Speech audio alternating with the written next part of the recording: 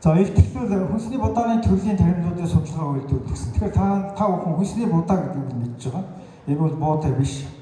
Тэгэхээр бид нар бол хүнсэндээ хэрэгжилж байгаа одоо голлон хэрэглэдэг 4 төрлийн будаа байгаа.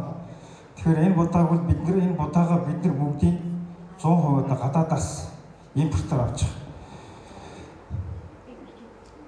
За тэгэхээр энд одоо ямар будаанууд байна вэ гэхээр одоо бидний одоо идэж байгаа хүнсэнд хэрэгжилж байгаа будаанууд хошуу будаа, бог будаа, гурвалжин будаа, цагаан будаа гэсэн. Тэгэхээр эхний 3 будааг бол манай Сэлэнг нутагт бол маш их тариалдаг байсан ийм уламжлалтай одоо ийм түүхтэй. За тэгэхээр бол одоо саяхан батлагдсан хүнсний хангамж аюулгүйн анх зарих хэмжээнд 34 дугаар тогтоолд бол одоо бүх төрлийн будаа бусад ашиг таримлын тариалтыг нэмэгдүүлэхэд анхаарыг. За санхүүж зээл олголтын онцтой тогтолцоог бий болгоё. За хоёр дахь нь юу гэхээр бол төрөл бүрийн бодоо боловсруулах үйлдвэрийг шинээр байгуулах. За санхүүгийн дэмжлэг тогтолцоо үзүүлэх гэсэн ийм чухал заалтууд байгаа. Тэгэхээр судалгаагаар бол манай бас 2030 он хугацаанд бол хүн амын хүнсний хэрэгцээд төрөл бүрийн бодооны 44% дотоодын үйлдвэрлэлээр хангана гэсэн зорилт тавьж. Өөрөөр хэлбэл 100% гадаадаас авч байгаа. Тийм учраас 2030 онд бол бид нар бодооны төрлийн таримлуудаа тариалах шаардлагатай болжээ. Дотоодоос үйлдвэрлэх болжээ гэдэг юм байна. Тэгэхээр одоо та бүхэн тэнд харж байгаа одоо 5-гийн хэдэн хувийг нь одоо будаа ажиллах вэ гэдэг 4 төрлийн будааны чиглэлийг харуулсан байна. За тэгэхээр манай Монгол улс бол 2007-оос 2012 оны үед бол будааны хэрэглээ нэлээд өндөр байсан. Бараг 80,000 тонн орчим. За одоо бол 48,000 тонн. Тэгэхээр бараг тал 60% нь одоо хэрэглэдэг ус их буурсан байна. Тэгэхээр яагаад ингэ буураад байгаа гэдэг нь бидний одоо сонирхлыг татж байгаа. Өөрөөр хэлбэл бид нар өөрсдөө будааны орон мөртлөө гадаадаас будаагаа авдаг. Тэгээд ингэ хэрэглээ нь бол ингэ багасаад яваад идэг юм байна. За тэгэхээр би энд сонирхуулаад та бүхэнд Монгол улсад ямар юу байсан бэ? Одоо уламжлалт түүх байсан юм бэ гэдэг. За 2021-с 22 онд Оросын эрдэмтэн Писрүү гэдэг эрдэмтэн Монгол нутгийн амуу трайны дотор хошуу будаа, бог будаа, гурвалжин будааны олон тооны омгуудыг илрүүлж ботаникийн тодорхойлтыг анхаарсан. За ийм бол түүх байна. За дараа нь Бараано гэдэг эрдэмтэн Монгол орны баруун талын нутгуудын ардын трээлингийн онцлог судалж амуу трайны ургамлын ургаж болох газар зүйн үнэрлэлийг тодорхойлсон. За 41-с 45 онд мөн шүүгэн одоо энэ софтуудын судалгааг хийсэн. За манай одоо буудан орхон софтын одоо зохиогч төрийн шагнал Зундын Жонсонгоо бол энэ будааны төрлийн таримлуудаар нэлээд судалгаануудыг хийсэн. За ер нь одоо бол уран гас трейдингийн хүрээлэнгийн сэдвэгцийн секторээс энэ хошуу будаа, бог будааны ариун ургацтай сайн чанартай сорт бий болгох. За нэгэнт бий болсон сортын үрийг нь үржүүлэх, нутгийн сортыг гадаадын сорттой эргэлзүүлэх сорт сорилтын ажил туршлага судалгааны нотхон дээр үндэслэж явуулах ийм ажлыг хийсэн байна. За би энд бол зөвхөн одоо энэ судлаачдын дүнгээс ганцхан ургацыг нь танилцуулна. Одоо ямар ургац авч ирсэн бэ? Тэгэхээр Эрдэнэтэн Сэржмаагаа бол одоо Сэлэнгийн 100 хараад одоо хошуу будаг судалж ирсэн. За 28-аас 30 центр ургац авч ирсэн. За сүүлд одоо уран гас трейдингийн хүрээлэнд услахаатай нөхцөлд хошуу будаг тариалах юм бол за 28-аас одоо 44 центр ургац ийм боломж байна гэж шаард.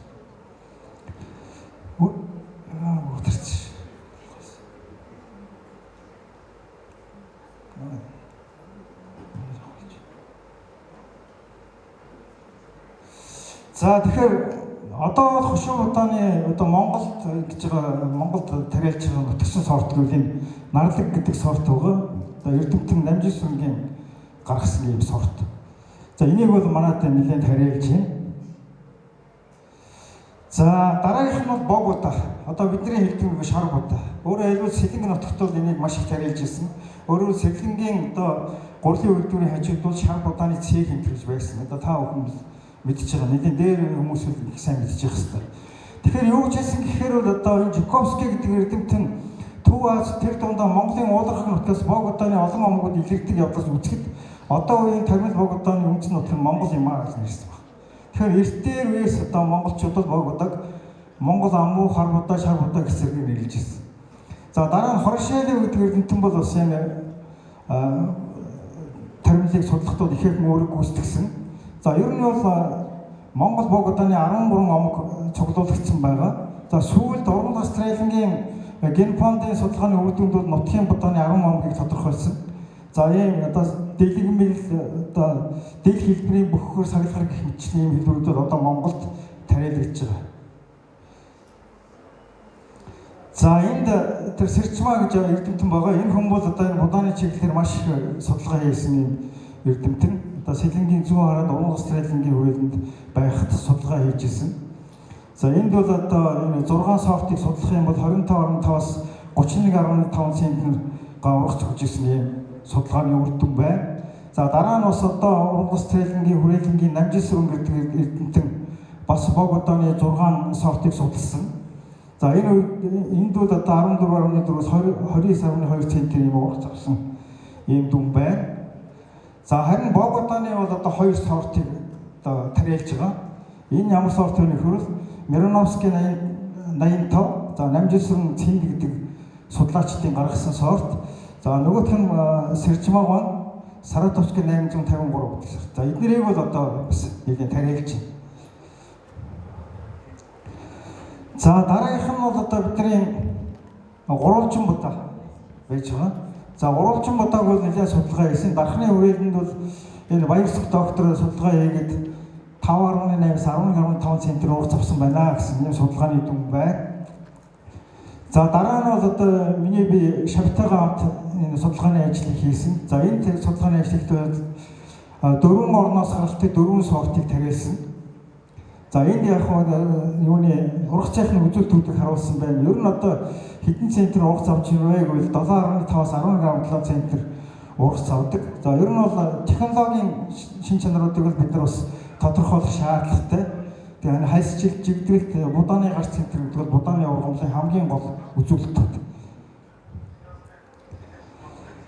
За энд яг агро технологийн одоо арга барилаас аваад үзэх юм бол одоо ямар хөө үр дүнд хүрч байна вэ гэдэг. Яг зөвхөн мөр хооронд 30 см тарих юм бол хамгийн их өндөр ургац 14.6 центнер ургац авсан байна.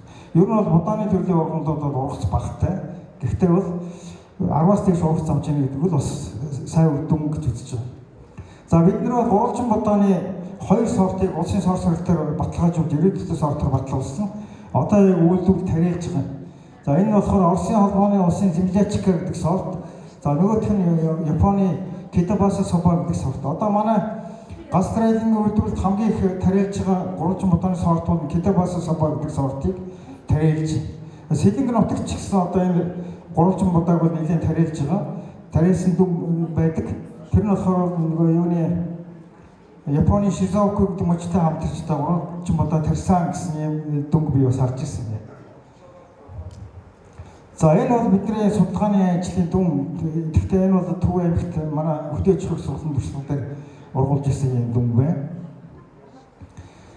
За одоо ер нь бол дэлхийн эрүүл мэндийн байгууллага хоол тэжээл эрүүл мэндийн олон улсын нийгэмлэг хоол хүнсний өдөр тутмын хэрэглээнд уяасыг заавал хэрэглэх зохистой хүнсэнд албан ёсоор орсон гэж үзэж байгаа. Тэгэхээр хошуу будаа бол энэ хүнсний будаа гэдэг тармилтаа орноо хүнсний чиглэлээр тариалах шаардлагатай гэдэг асуудал ярьж. За одоо үйлдвэрлэл тариалсан байдлыг та бүхэн танилцуулъя. Одоо 2010-аас 2022 онд тариалсан талбай хураасан ургацыг харуулсан байна. За хамгийн ихтэй бол 18,227 га тариалсан 16,000 тонн ургац авчихсан юм дүнгууд байна. За дараагийнх нь бол Богота. За би түрүү хэлсэн одоо 19-р Богота бол одоо манай төс нэлийн Сэлэнг нутагт нэлийн тариалагдчихсан тарилаа гэж. Тэгэхээр 19-р зууны эхнээс манай улсын хамгийн их тариалантай Орхон Сэлэнгийн сав газрын ардын тариалны гол хэсгийг Богота эзэлж ирсэн.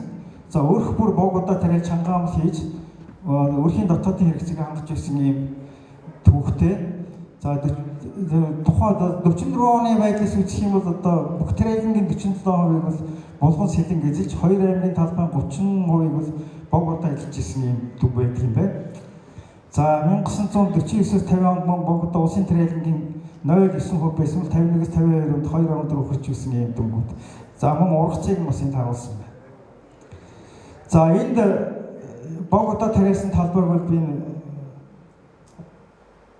Сэлэн аймгийн жишээнээр ингээд хурааж авсан дүнгийг ингэж харуулсан. За дараагийнх нь бол Гурвалжин будаа. Ер нь бол Гурвалжин будааг дэлхийд 10 орнд тариалдаг. Одоо голсон тариалдаг 10 орн байна. За эдгээр бол их маш их хэмжээгээр тариалж байгаа. Зүгээр манайд бол одоо жилдээ дунджаар 8456 мянгаар Гурвалжин будаа тарьж байна гэсэн. За энд тариалсан талбай будааны хураасан ургацыг харуулсан байна. За хамгийн их тариалсан нь бол 13363 тарьсан. Хамгийн их ургацыг авсан жил нь болохоор 5312 том ургацыг авч ирсэн. За ер нь яг сагадыг сүүлийн үед нэлээд тариалсан хэвээр тэгээд эхлээд Сэлэнгийн нутагт бол нэлээд тариалж ирсэн. Сүүлдээ Доронт руу нэлээд тариалаад цаашаа экспортлно гэдэг нэлээд тариалсан. Тэгээд Доронт бол яг цаашаа экспортоор гарах нь бол гаргасан. Владивостокоор тэр Йокохама гэдэг тэр мужи руу гаргасан гэж ярьд юм билээ. Тэгээд тийшээгээ бол нэлээд тариалсан. За Сэлэнгийн нутагт бол нэг 2376 тариалаад 1065 том ургац авчихсан юм дүн байд. За энд Гурвалжин будааны үйлдвэрлэлийн тариалсан ургацыг харуулсан.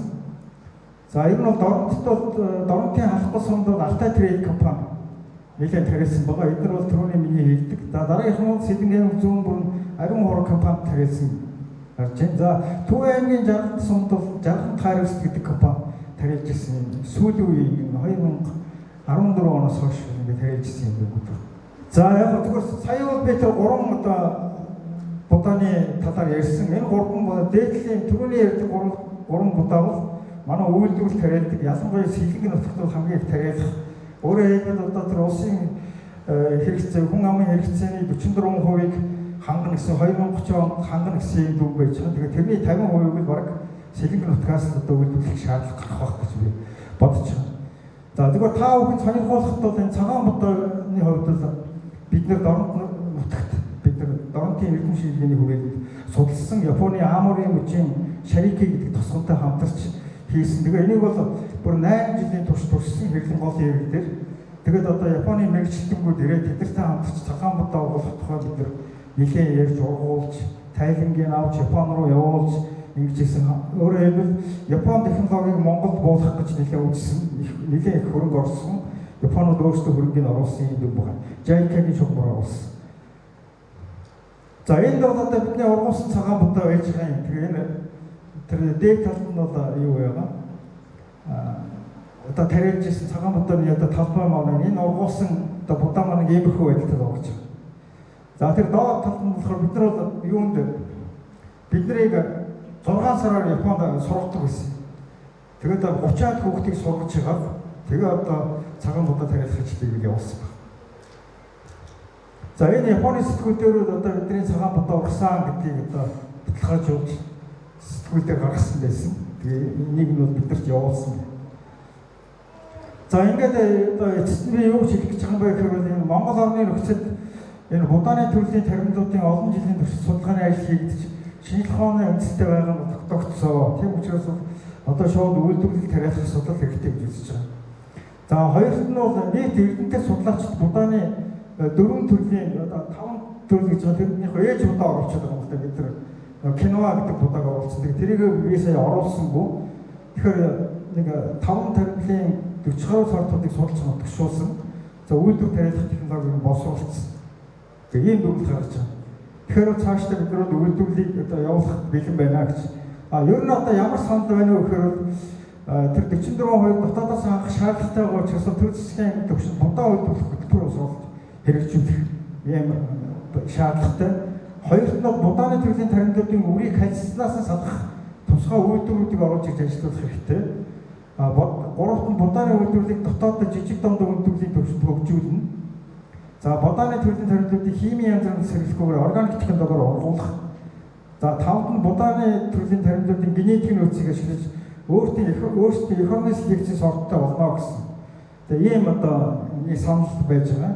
За ингээд Сэлэнгийн нутгийн будааны ургац агдан байх болтугай анхаарал тавьсан баярлалаа.